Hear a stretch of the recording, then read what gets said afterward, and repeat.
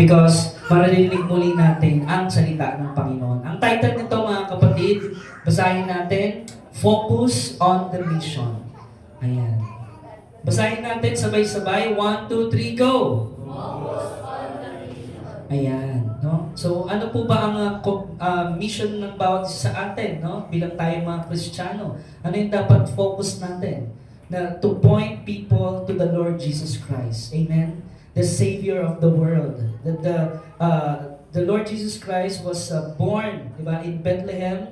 At sineselebrate nga po natin ang Christmas. Ibig sabihin, kapanganakan ng tagapagligtas ng ating mga kasalanan, yung tumubos sa ating mga kasalanan, tagapagligtas ng sanlibutan, at tunay na nagmahal sa atin. Kaya sabihin mo sa katabi mo, focus on the mission.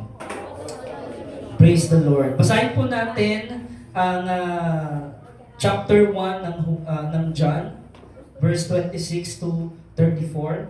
Ito po ay isang patungkol sa isang tao na tunay na focus siya sa kanyang mission at wala po siyang talagang tigil. Kung hindi yung passion niya, yung puso niya, ay magampanan niya yung mission na binigay sa kanya ng Diyos.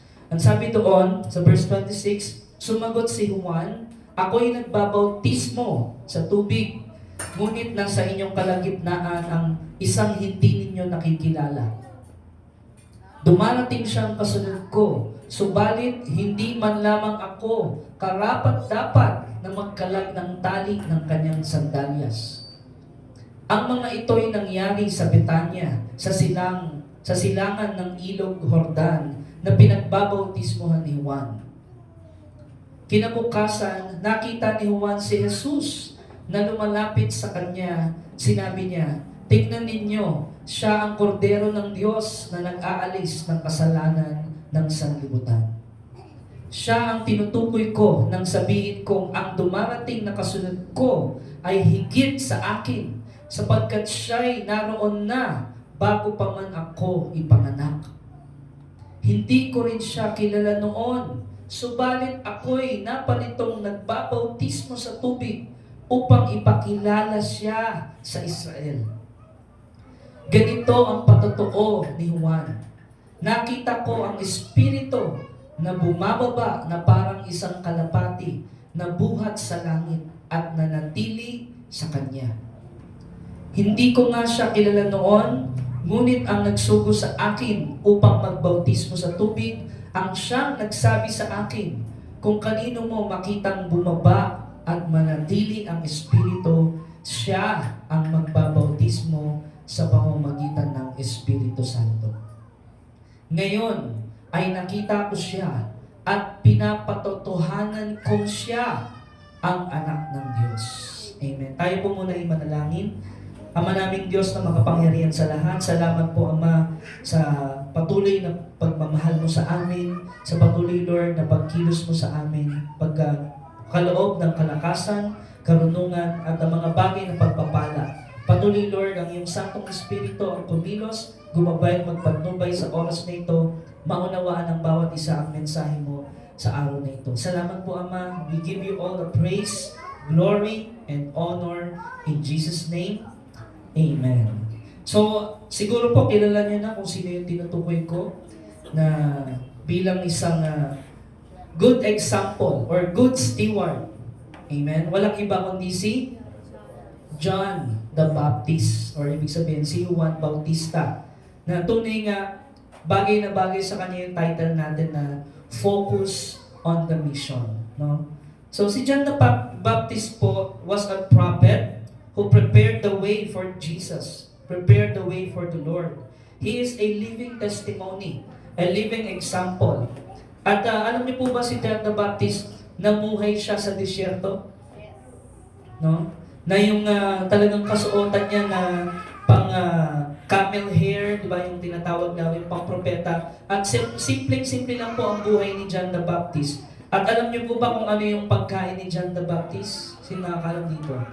Kinakain niya habang siya'y nasa disyerto. Locust at saka honey. Ayan. Ano yung sa Tagalog yung locust? Balang ata yun eh. No? So, sino nakakita ng balang? Or parang beetle ba yan or what, no? I'm not sure. Pero I think iba yung locust na or yung balang. So yun yung pagkain ni John the Baptist. Sino na nakakain ng balang? Meron tayo niyan sa Thanksgiving eh. Sa kasi biblical eh, no? Kinakain ng propeta na si John the Baptist, honey, at saka yung balang. At talagang malakas na malakas siya, malusog na malusog siya, no? So, at si John the Baptist talagang namuhay siya mula pagkabata niya, ay namuhay siya, na-focus siya sa mission niya. Dahil sino nakakakilala sa magulang ni John the Baptist? Ayan, no? Si Elizabeth at saka si Zacarias. Ayan. No, so konting background lang po, no, because yung pagkapanganak po ni John the Baptist is miracle. Everybody say miracle. Yan, miraculous birth. No? He was born of elderly parents. Matandang-matanda na po si Aling Elizabeth, no, at si Manong Zacarias, no, na hindi sila magkaroon ng anak, no. At ano pong ginawa nila? Nag-pray sila. Sabihin mo sa katabi mo, always pray. Yan, no? Always pray to God, always pray to the Lord. Na yung parang sobrang tagal na, di ba? Parang ano ba yan? Hindi magkaanak or hindi ba tayo sinasagot ng Lord? Hindi ba tayo naririnig ng Lord? Pero po, si Elizabeth at si Zacarias, hindi po sila tumigil manalangin. Hindi po sila sumuko na ang alam nila meron pa ring pag-asa kahit matanda na sila, no? So, sabi doon, no? Andyan ba yung verse natin sa Luke? No? Sa Luke chapter 7 to 18, sabi doon, wala silang anak dahil bahog si Elizabeth at kapwa silang matanda na. No? Sabi pa, isang araw nanunungkulan ang pangkat ng kinabibilangan ni Zacarias at ginagampanan niya ang kanyang tungkulin. Everybody say serving. Serving. No? So, ginagampanan ni Zacarias ang kanyang tungkulin sa harapan ng Diyos bilang isang pari. So si Zacarias po ay isang pong pari na para sa Panginoon. Nang sila'y magpapalunutan, ayon sa kaugalian ng mga paring Hudyo, siya ang napiling magsunog ng insenso. So, kumbaga meron silang palabunutan kung sino yung magsusunog ng insenso. At si Zacarias, pumasok siya sa templo ng Panginoon sa oras ng pagsusunog ng insenso. Habang nagkakatipon naman sa labas ang mga tao at nananalangin, anong nangyari? Nagpakita sa kanya doon ang isang anghel ng Panginoon na nakatayo sa gawing kanan ng altar na sunugan ng insenso. At sabi doon, nasindak si Zacarias. Siyempre, biglang may nag-appear na angel eh. Ba? Tignan mo nga yung katabi mo. Yan. Parang angel yan, no? Kasi servants of God yan eh. Amen, no? So, nasindak siya, nagulat siya, at natakot siya kasi siyempre angel, iba kasi yung definition po ng angel sa Bible eh. Talagang pag nakakita ka nun, nakakasindak, nakakatakot, no? Hindi ito yung angel na naka-diaper na may pana, hindi yun. Oo. Iba to. Angel talaga yung talagang matindi yung presensya. No, naalala niyo sa Old Testament, gano'n yun eh. No? At sabi doon, natakot siya. Ano sabi sa 13? Ngunit sinabi ng anghel sa kanya, huwag kang matakot. Sabihin mo nga yun sa katabi mo. Huwag kang matakot. Yan. Kasi mukhang matatakotin yan eh. Sabihin mo ulit sa kanya, huwag kang matakot. Ayan. At kilala niyo ba kung sino yung anghel na pinadala ng Panginoon? Sino nakakaalam mo sino yung pinadala ng Lord kay Zacarias? Si Anghel Gabriel. Yan, si Gab-Gab. O, si Anghel Gabriel.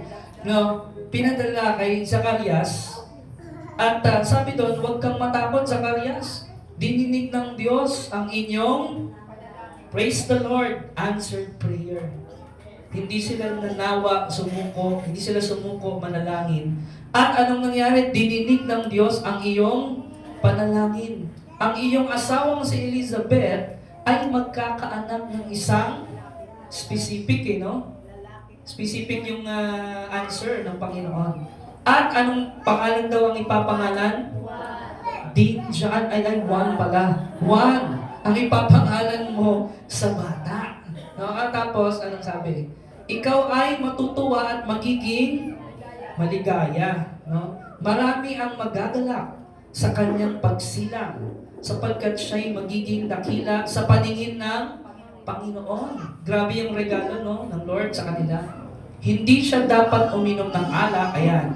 Kasi ano siya consecrated siya, no? Or talagang propeta kasi siya no? Kumbaga kung naalala niyo si Prophet Samuel, siya yung Nazarite, no? Hindi siya Nazareth.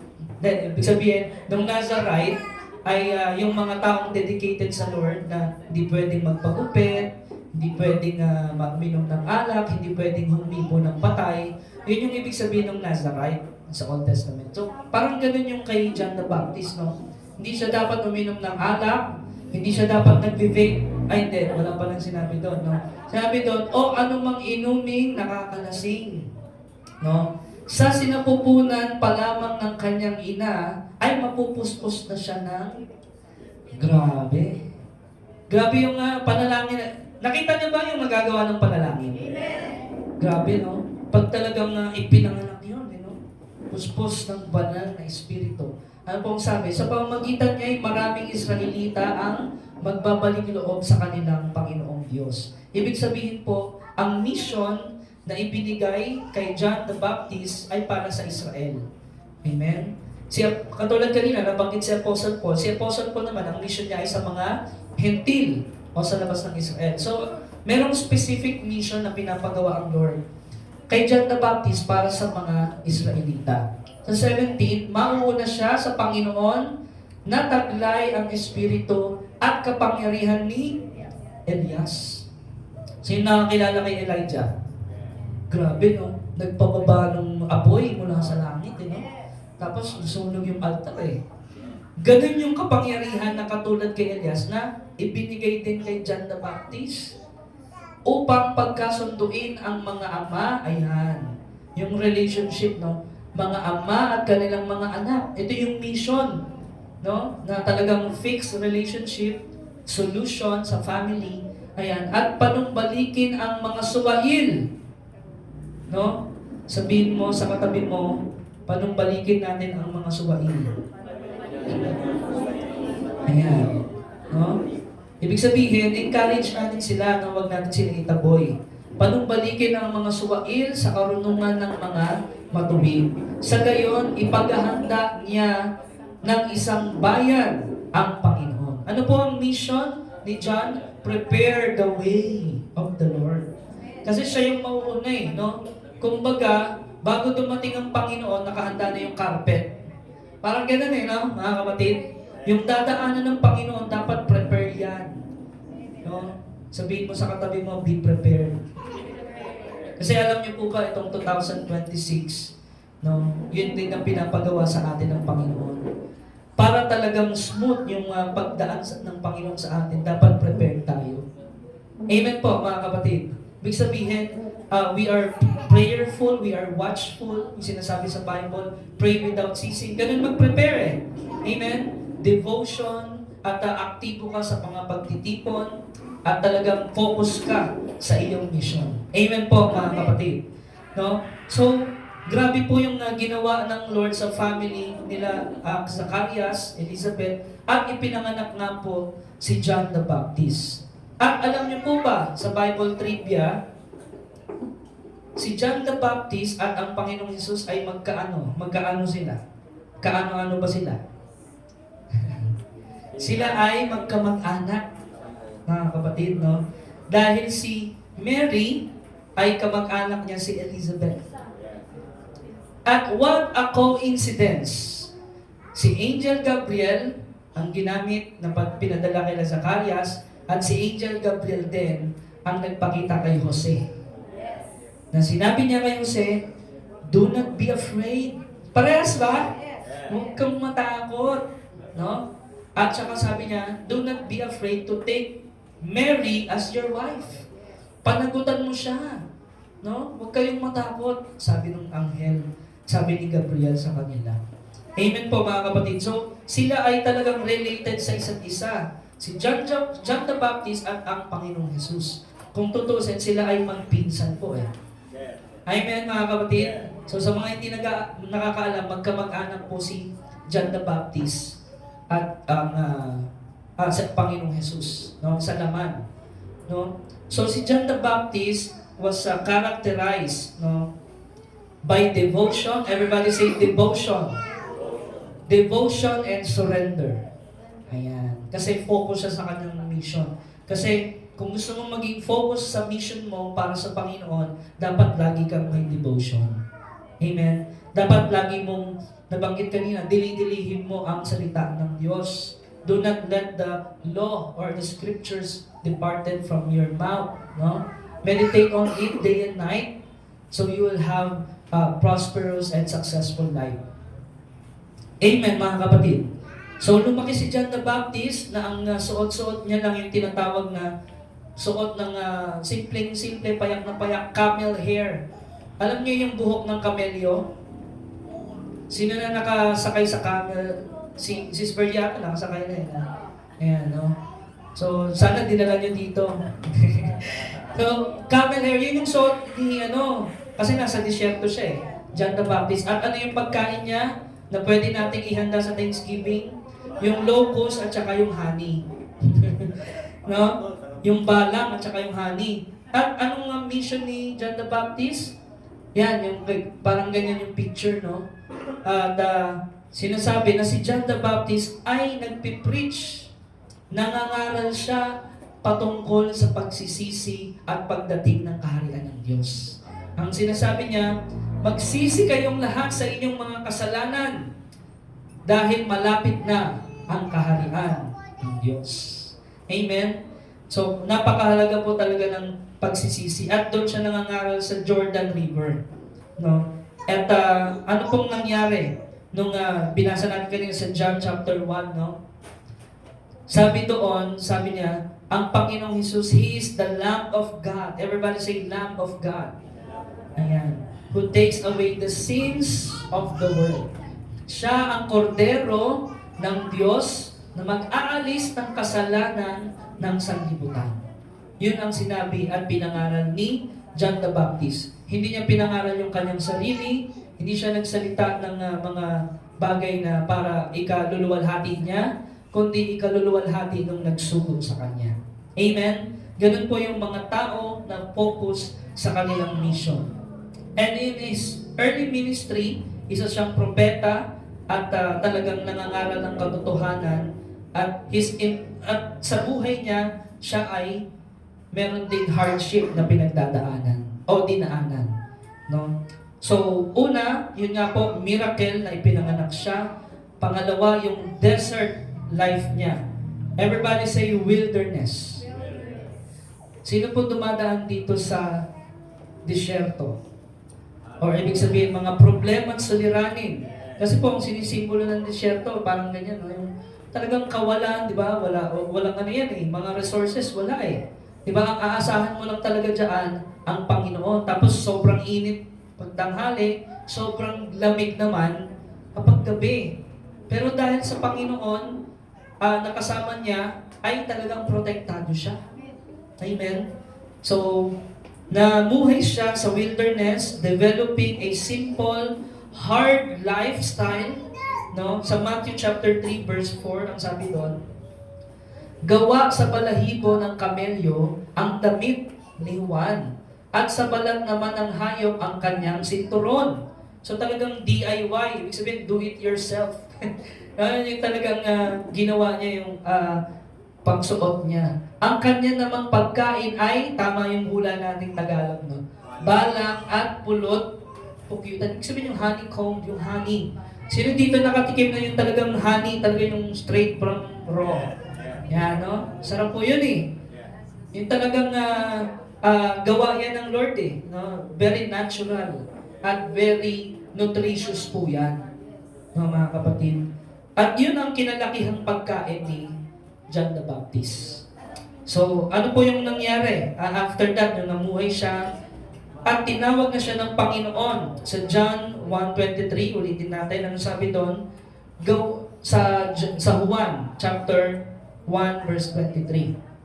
Ayan, yung sa unang part ng ano natin, na nabanggit yan. Sabi doon, sumagot si Juan ayon sa nasusulat sa aklat ni Propeta Isaiah. So, kinote niya. Ang sabi doon, sa prophecy, ako ang tinig ng isang taong sumisigaw sa ilang. Tuwirin ninyo ang daraanan ng Panginoon. Ano po yung sinabi ni John the Baptist na kinote niya kay Isaiah na propesiya? Tuwirin ninyo ang daraanan ng Panginoon. Amen. So, ang sabi po doon, this is a prophetic voice. Emerge as a voice in the wilderness, fulfilling Isaiah's prophecy to prepare people for the Lord. Amen. Sabihin mo sa katabi mo, be prepared, gagamitin ka ng Panginoon. Amen po, mga kapatid. Sino dito yung willing gamitin ng Panginoon? Parang konti lang, no? Kasi ayaw nyo atang kumain ng balang at saka na ano. Sino dito willing gamitin ng Panginoon? Amen. At hindi lang tayo basta willing. Dapat prepared tayo. Amen. Dapat equipped tayo. Dapat talagang devotion and surrender. Katulad kay John the Baptist. No? Kaya ang sinasabi doon, natupad ang propesiya ni Isaiah na may isang taong bumuboses. May boses, sa ilang na nagsasabi, prepare ye the way of the Lord. Amen. Sabi pa nga doon, yung mga lubak-lubak, patagin niyan. No? Yung mga burol, yung mga bundok, talagang tuwirin, patagin yung mga liko-liko, bako-bako, ay talagang ituwid. Kaya nga po, ang preaching ni John the Baptist ay repentance. Amen. Amen. Amen. Kasi kailangan pagsisisi. Sige po, palakpakan natin ang Panginoon. No? Yun na po yung answer Papaano, Lord, namin tutuwirin ang daraanan mo? Papaano mo kami magagamit pa, Lord, sa 2026? No, ang sinasabi po sa atin, repentance. Ang repentance po, hindi yan yung one time, big time, lumapit ka sa altar call at nagsisi ka, okay na yun. Hindi po yun. Repentance is a lifestyle. Daily walk with the Lord Jesus Christ. Amen? Ibig sabihin yung devotion and surrender. Sabihin nga ulit natin yun, devotion and surrender. Yan. Meron kang, dedicated ka talaga, devoted ka sa Panginoon, focus on the mission. Amen? At lagi kang merong surrender sa Panginoon. Yun po ang pangaral ni John the Baptist. At yan po ang karapat-dapat na atin ding ipangaral. Sa panahon ngayon, magsisi, magbalik loob sa tunay na Diyos. Walang iba kundi ang Panginoong Jesus. Walang ibang pangalan sa silong ng langit kundi ang pangalan ni Jesus sa ikaliligtas ng mga tao sa kasalanan. At siya ang kordero ng Diyos na nag-aalis ng kasalanan ng sanlibutan. At papaano po natin marireceive yung pagkatubos ng kordero ng Diyos? Tayo ay magsisi, magbalik loob, ibig sabihin, sumampalataya, sumunod ka sa Panginoon, sa Kanyang salita. Amen, mga kapatid. Kaya, Matthew chapter 3, verse 5, ang sabi po ni Juan Bautista, dinarayo siya ng mga tao mula sa Jerusalem, sa buong Judea. Kasi nga, naging yung boses ni John the Baptist talagang naging matunog na talagang iba yung preaching niya kaysa sa mga Pariseo or sa mga Sadduceo na nagkukunwari lang. Si John the Baptist talagang straight to the point. Kahit masakit yung pangaral, sinasabi niya, kasalanan yan. Iwasan niyo yan, pagsisihan niyo yan, bayang Israel. No? Yun yung ganun katapang si John the Baptist. Ang sinabi doon, maraming pumunta doon sa panig ng Ilog Jordan para marinig si John the Baptist. Ipinapahayag nila ang kanilang mga kasalanan. Amen. Inaamin nila yung kanilang mga kasalanan. Amen. So ganoon po ang pagsisisi. Walang halong, di ba, yung pagtatago or ibig sabihin yung reservation. Walang ganon. Talagang kanilang pinapahayag, nagko-confess sila na sila'y makasalanan na yung mga kasalanan ng pagnanakaw, di ba? Corruption, adultery, yung mga kasalanan talagang pinapahayag nila. At sila'y binautismuhan niya sa Ilog Jordan. Sino naalala dito nung siya'y binautismuhan? Di ba? Pinapahayag mo yung mga kasalanan at nire-receive mo ang Panginoong Hesus bilang Panginoon, Hari at Diyos ng iyong buhay. Amen. Ganun po yun eh. At nung ikaw ay inilubog na sa tubig, no, 100% yun, na talagang totally immersed, no? Ay talagang ibig sabihin nun, nagkaisa ka na, pinag-isa ka na sa Panginoong Hesus. Nakiisa ka sa kanyang kamatayan, at nung ikaw ay inahon sa tubig, ikaw ay nag-resurrect, bagong nilalang ka na. Amen po mga kapatid. Yun ang ating public declaration na tinatawag. Yun nga yung ginagawa ni John the Baptist. Hinahayag ng mga tao yung kanilang mga kasalanan at sila'y binabautismo nila sa tubig. Amen. So yun yung ministry ni John the Baptist. No? At ano pong nangyari?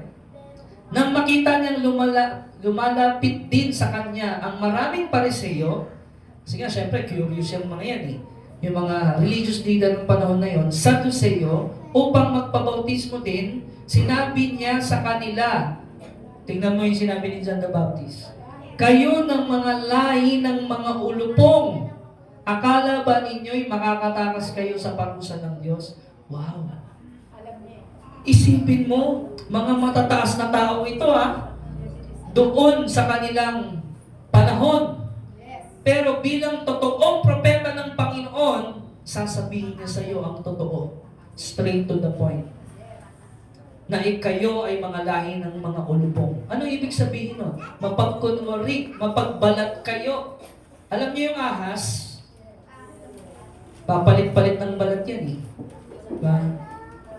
So, ganun yun eh. Kayo yung mga lahi ng mga ulupong, sabi ni John the Baptist. Akala ba ninyo, porket nagpapabautismo kayo sa akin, makakatakas kayo sa parusa ng Diyos? Sabi ni John the Baptist. At ang sabi niya, patunayan muna ninyo sa inyong mga buhay na kayo'y talagang nagsisisi. Hindi yung puro salita.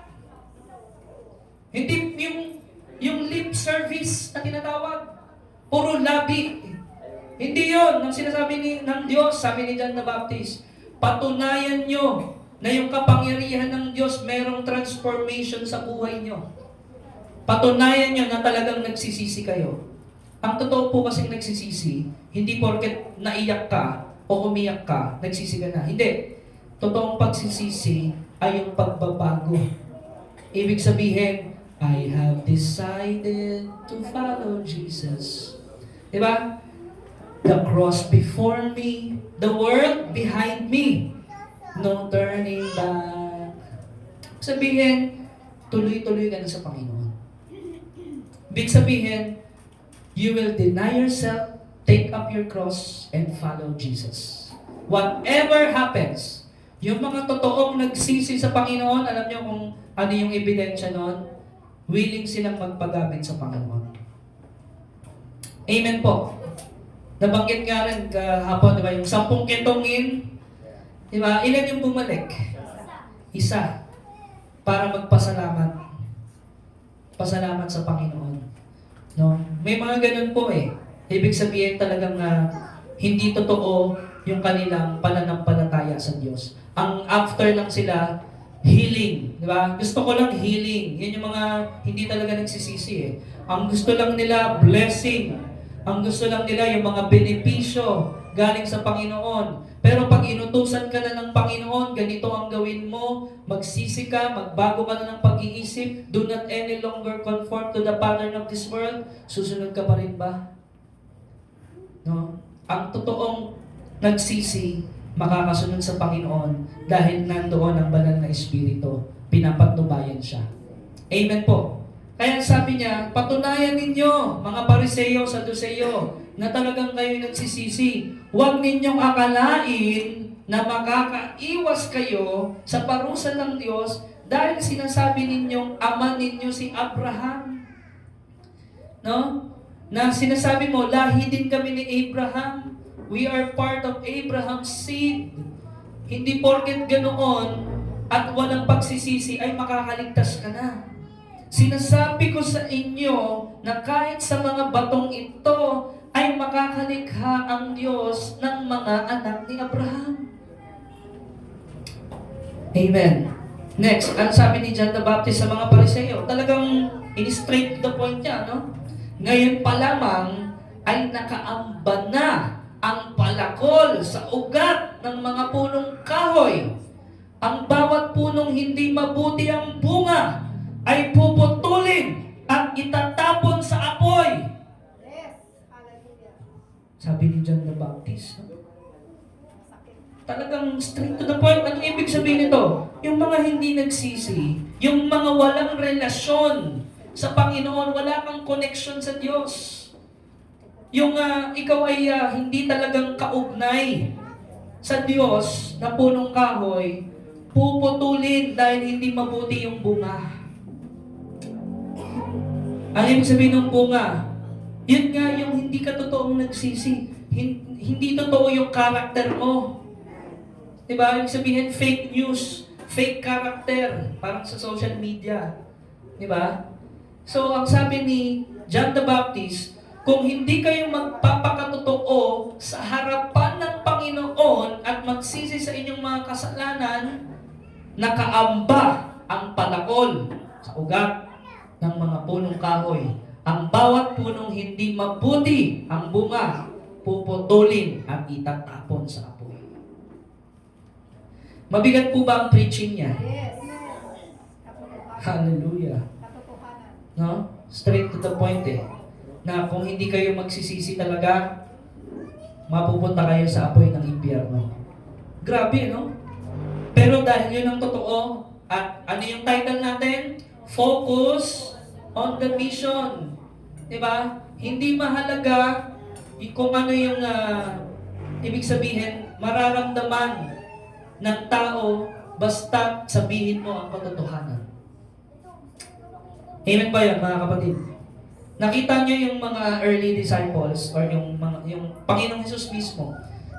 'Di ba? Anong sabi niya sa mga Pariseo? Parehas ba? Kayo mga lahi ng mga yun din ang sinabi ng Panginoon eh. No, that's Matthew chapter 23. So, nakita natin talagang si John the Baptist na nawagan siya ng pagsisisi. Amen. Nanawagan siya ng pagsisisi.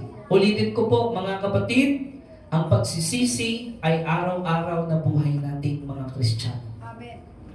Sabi po sa Biblia, kung sinasabi natin hindi na tayo nagkakasala, tayo mga sinungaling. No? Pero ang sabi doon, tayong mga anak ng Diyos, hindi nagpapatuloy sa kasalanan. Bakit? Sa tuwing tayo nagkakasala, tumatakbo tayo sa Panginoon. Amen. Glory to God. Nagsisisi tayo at nagpapahayag ng ating mga kasalanan. Nagko-confess, 1 John 1:9. If you confess your sins unto God, He is faithful. Everybody say faithful.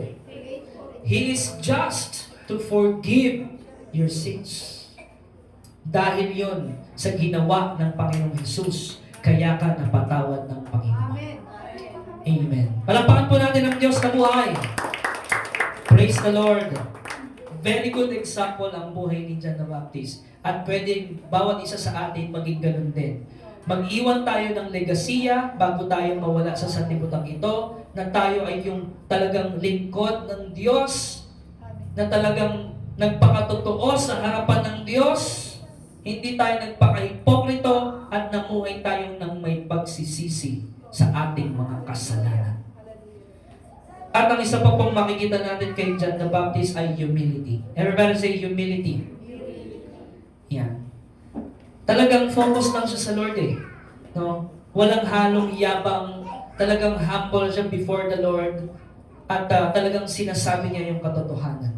Si John the Baptist po, he repeatedly denied being the Messiah. Kasi nga, sinasabi ng mga tao, John the Baptist, ikaw na ata yung pinadala ng Lord na Messiah.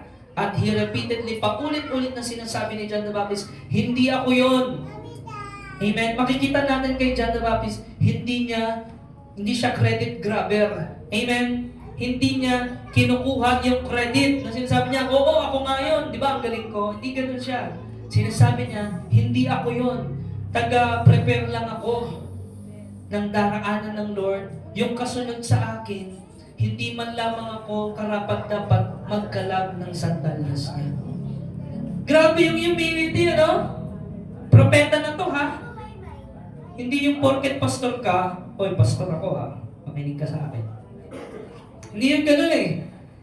Si John the Baptist, ay hindi po ako karapat-dapat sa Panginoon. Talagang nakatanggap lang ako ng grace niya. Kaya ako nandito ngayon. Amen?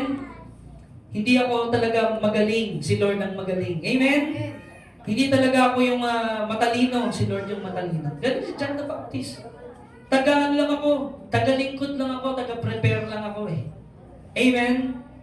Kahit propeta na siya at talagang puspo siya ng banal na espiritu, humility is in his character. Amen. At si John the Baptist, ano yung sinabi niya?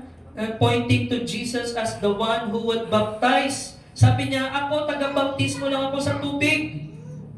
Pero si Jesus, siya ang magbabautismo sa Espiritu. Babautismahan kayo ng banal na Espiritu. Sabi niya, itinuro niya kay Jesus, hindi sa kanya. Amen. Amen, mga kapatid. So, ganun yun. Sabi niya, sa John 3:30, ang sabi niya doon, dapat siyang maitaas at ako na may maibaba. Amen po. Big sabihin, ang makita sa buhay ko, ang Panginoong Jesus, ang Diyos, at hindi ako. Amen po, mga kapatid. Ang makita sa aking ministry, ang makita sa aking misyon, ay hindi kung gaano ako kagaling, kung gaano ako talaga kumilos, hindi. Ang makita ay yung kaluwalhatian ng Diyos. Yun yung sinasabi niya, He must increase, I must decrease. And He must become greater, sabi ni John the Baptist, and I must become less. Amen. And He point people to Jesus. Ito po yung isa sa mga mission din natin. Everybody say, point people to Jesus. Diba? Huwag tayong mahiya. Do not be ashamed of the gospel. Ang sabihin natin, kung meron mang pinupuri sa atin, amen? Minsan ganun eh. Wow, ang galing mo naman, brother or sister. Ano po ang dapat sabihin natin? Dahil yan sa Panginoong Jesus. Kaya naging ganito yung buhay ko, yung pamilya ko, nagbago, or sabihin, unti-unting nabago, dahil yan sa Panginoong Jesus. Amen. Hindi natin kukunin yung credit or yung glory kung hindi pointing people to Jesus Christ. At meron talagang relationship si John the Baptist sa Panginoong Jesus. Amen? They are related at nakilala ni John the Baptist ang Panginoong Jesus. Ngayon, nung binaptize ang Panginoong Jesus, sabi doon, Jesus was baptized by John the Baptist and Jesus insisted. Diba? Sabi kasi ni John the Baptist, Lord, hindi ako karapat dapat mag-baptize sa iyo. Ikaw ang Panginoon ng mga Panginoon. Diba? Hari ng mga hari, wala akong kwenta. Parang gano'n yung sinasabi ni John the Baptist eh. Pero ano sabi ni Jesus? Hindi. Kailangan natin gawin ito para matupad. Diba? Para matupad yung nasusulat.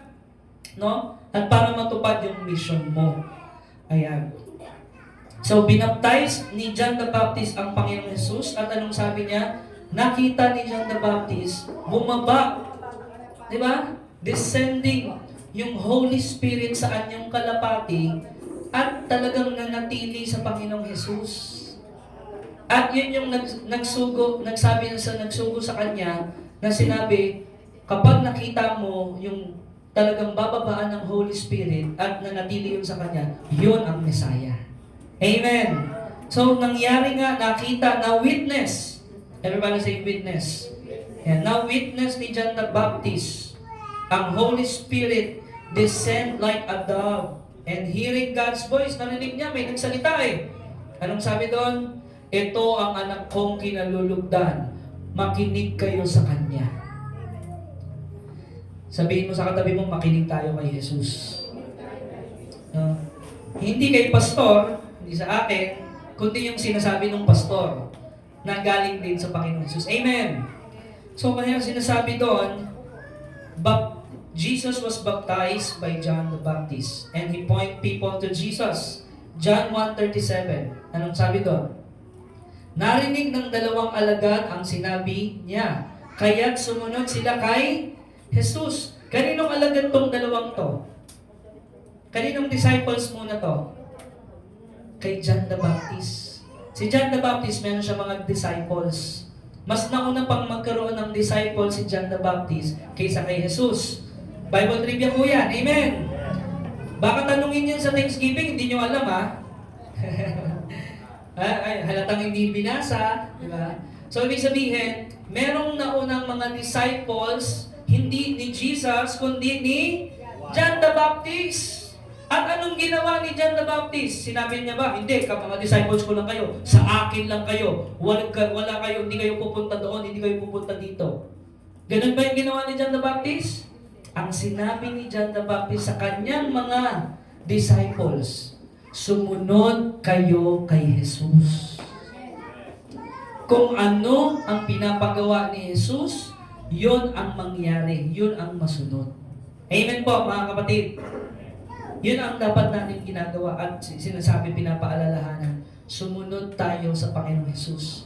Although tayo bilang mga leaders or mga pastors, meron tayong nasasakupan. Tama po ba?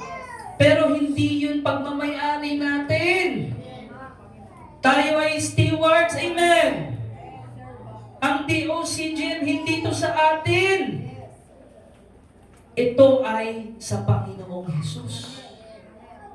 Tayo lamang ay mga katiwala. Kaya lahat ng pinapagawa ng Diyos dito, sabihin natin, sumunod tayo kay Jesus. Amen.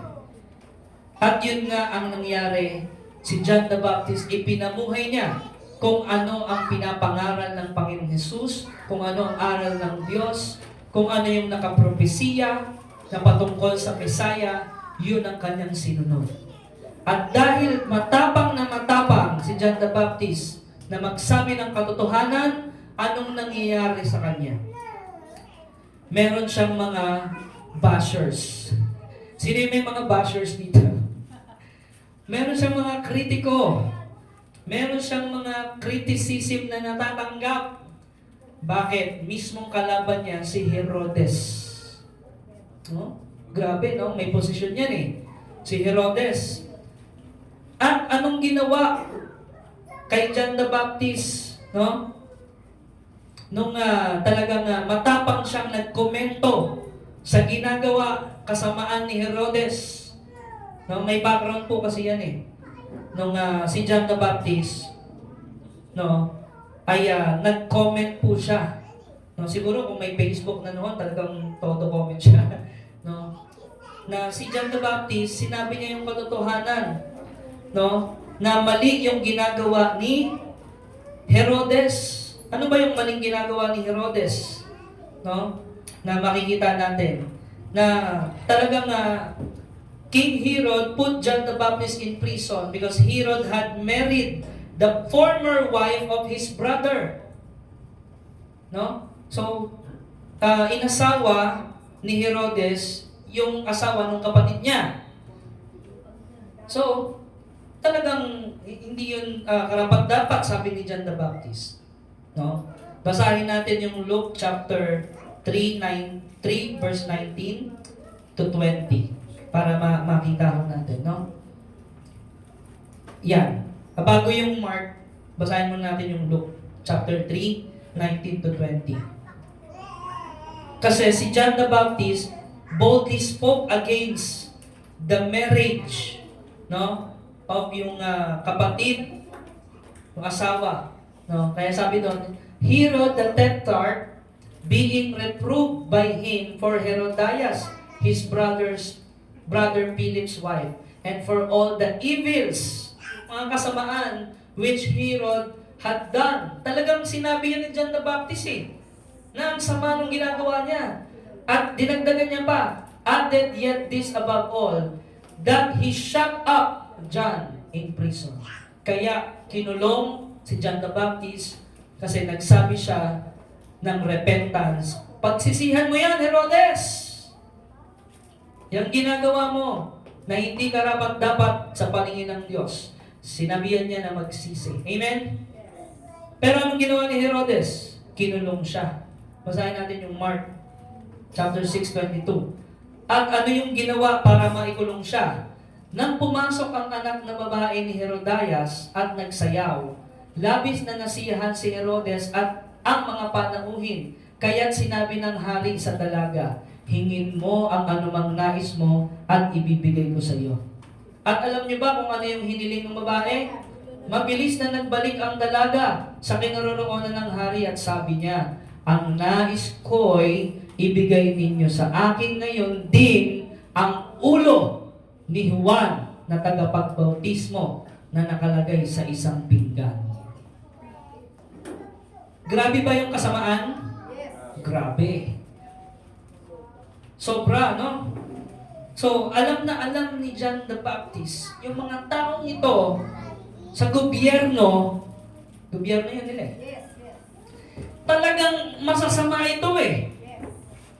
Kailangan ko magsalita ng pagsisisi. No? Kailangan kong magsabi ng katotohanan na dapat siyang magsisi at talikuran yung kanyang mga masasamang ginagawa.